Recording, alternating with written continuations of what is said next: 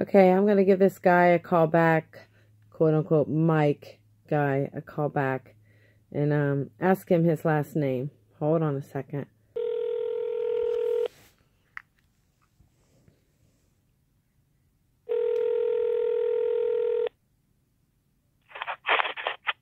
Hello? Hi, is this Mike? Sure. Yeah? Hi, I spoke with a gentleman earlier. I'm not sure if this is the same guy or not. Yes. Yes. It's Mike. Okay, I didn't get your last name. Oh, my last name's Reynolds, as in Reynolds Rep. Okay, and you're the one that spoke with me for like over 20 minutes?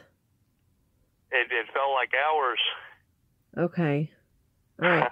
I'm just getting a lot of discernment from this call. I mean, I'm trying to like make sure like you're on the side of good, or if you're just like putting on a front, or what. I'm not sure. I'm not sure how I sit with our conversation, but okay. I just wanted to make sure that I got your last name. I mean, you kind of alluded that you were in the FBI, so I don't really know what's going on. Well, there's a bit of difference between the so-called common street criminal and organized crime, and I know that sounds terrible, and not all of government is bad, but there's certainly enough that goes on within the government and within the intelligence community that I can tell you right now, there are things that I've read and seen and witnessed in my life that have been done in the name of our government. That with these people, how they get away with what they do, and no charges or no justice is brought up. It is beyond belief. It's not a fair world. That sums it all up. It's not a fair world. It really is truly cronyism. The things that our government does to people. And on both ends, the stupid common street criminal, and then the organized in the suit tuxedo criminal. I mean, to me, they're indistinguishable. Other than one is more intelligent than the other. That's all I see. You know. And in that little snippet of what I was telling you earlier about how I got your number, it said that you were all for trying to legalize the adult/child love. I think that goes along with the lines of NAMBLA, National Association of Man-Boy Love, in the 1980s during the Reagan administration. There's a lot of information out there or groups that are advocating social change in regards to that specific sexual orientation. I'm very neutral. I see both sides of the argument, and I'm very neutral when it comes to, I don't advocate raping, I don't advocate abducting, but I do find that when you observe human beings and their behavior from a very scientific, objective point of view, without the influence of emotions, it's very difficult. People can't do it. Most, including myself, most people can't do it. But when you observe neutrally, it makes you think and makes you beg to ask, okay, why are these behaviors happening? And I just see that the way that the legal system is handling this is completely, my father was a scientist, an engineer and an inventor. He's got several U.S. patents out there. So that same blood and DNA runs through me. And I cannot even begin to think that smart people who want the end of these kind of problems would just think that locking somebody up and throwing away the keys is the solution. It's just a money racketing scheme is what it is, and that's why I say damn to the FBI and other organizations, is because they do set people up, they do blackmail people, and I don't even have time to get into what the CIA does, but that's the worst of the worst. Is probably the Central Intelligence Agency, because they do things overseas that you can't do here legally. So I'm a person who believes in doing good. I don't advocate hurting anybody or imposing any kind of will on anybody. And I'm simply a person that knows that there's a better way to help people. And so that's what I'm all about. And unfortunately, you get the good, you get the bad, and then you get the ugly. And that and enduring that is very painful. It's a very, very emotional process to have to go through. So. Well, when we spoke earlier, you kind of alluded to the fact that you were with the FBI, because you said that we here at the FBI is what you had said. Well, those. I can say that there is a person who I had. I attended, listened to a lecture of a guy named Ted Gunderson, and he was a part of the, I think it was the Los Angeles FBI division, and he's long since passed, but he was an individual who had insider information on what goes on and who's what, and he said the CIA is not only involved in kidnapping children, the great CIA is the biggest drug dealer. Well, we all know that. Evil organization. Yeah, but that's not a secret. And he says the FBI is involved too. The FBI is right behind them. And so, really quick, our government operates this way. You steal from somebody, they steal your freedom. You kill somebody, they give you lethal injection. So it's a revenge game under the guise of self-righteous indignation. One does one thing, the other one follows suit, but the other one says we're justified because they did it first. Well, that still doesn't answer the question. That's how I feel about the whole system.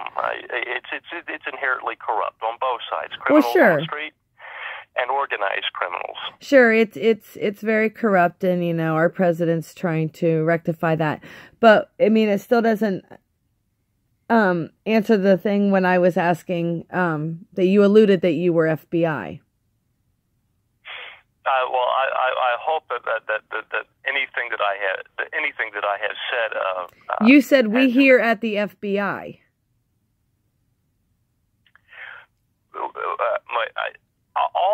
All I can tell you is that I've read training manuals from the intelligence agencies, and I've had some training in the field of espionage, private investigating or private investigation, and stuff as far as nanotechnology. So there's not anything. I don't think I'm targeted. I don't think that that's the case. I wouldn't hold it. I don't know. All I know is that when you try to go up against Goliath, meaning our government, and you try to expose what the government is doing, innocent people such as myself easily become scapegoats. And so I personally can say that I have read and I have trained and I have learned specific things in my life, and that if you say there is a good and a bad, I think there's advantages and disadvantages to that statement. But I would say that I believe in treating people good, and I would want people to treat me good, and I don't believe in infringing upon somebody else's rights. I don't believe in rape or abduction or stealing. The golden rule, if you want to call it that. So as far as if you're asking if I'm involved with the FBI or the government or in some kind of kidnapping ring, or I don't know. I don't know how other people's minds work. I can only say how my mind works. I find it absolutely abhorrent.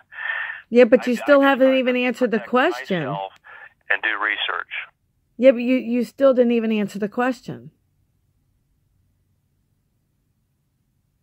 You're asking me if I work for the FBI. Yes, because that's what you alluded to. I have been to the FBI. What's that? I can tell you that much.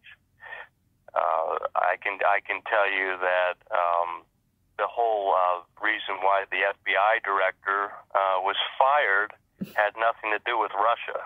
I know that. Most of America knows that. I have family members that are in the FBI, and they can say, I work for the FBI.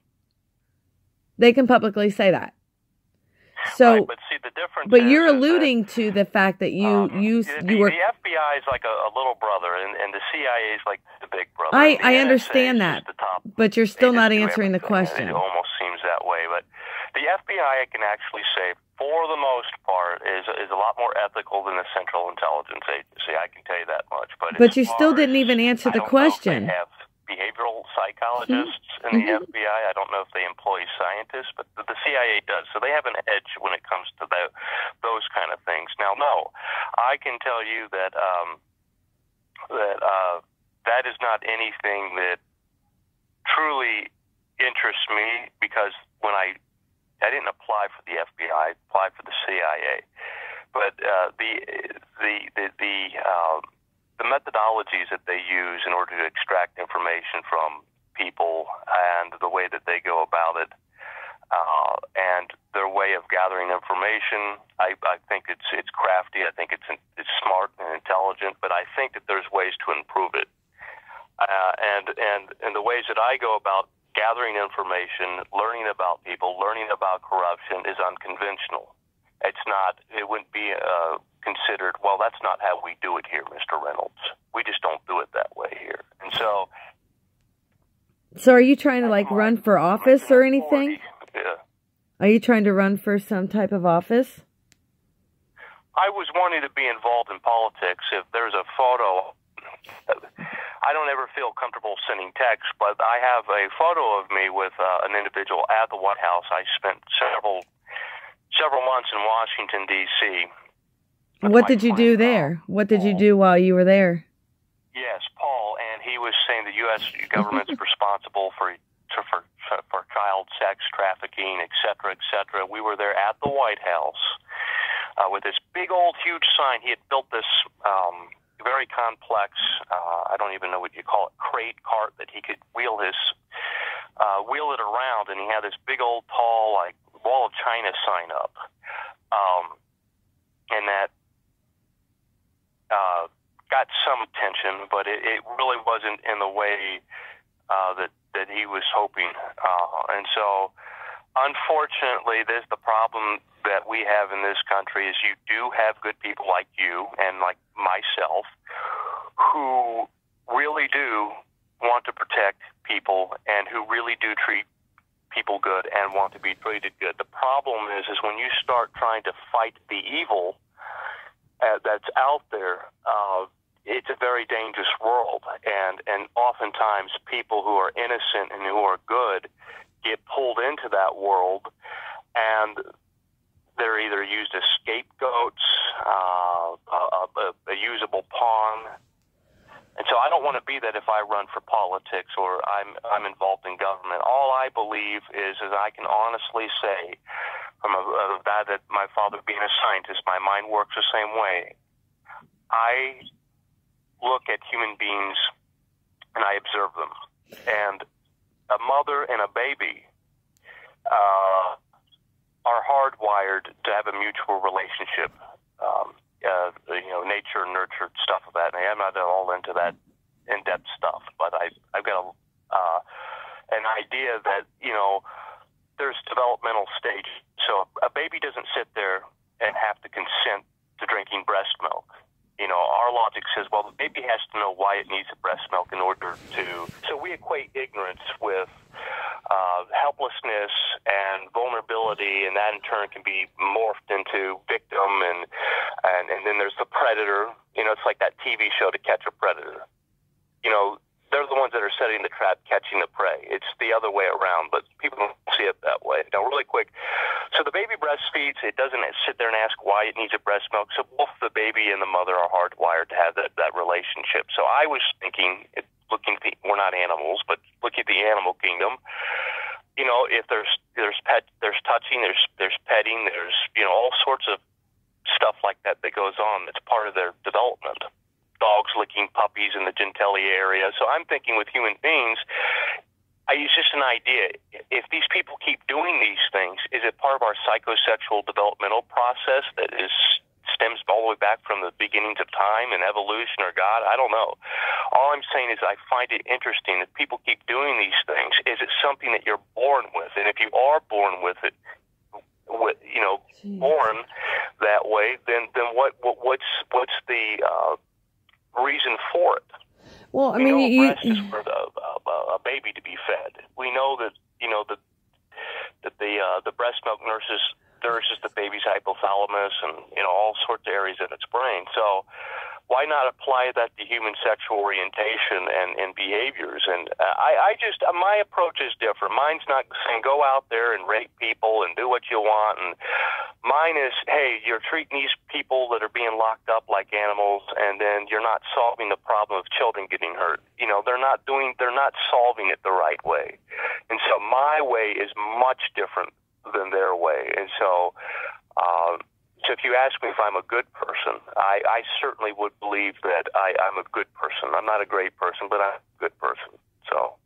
Okay. Well, thank you. I appreciate it. You have a good day. All right. Thank you. Mm-hmm.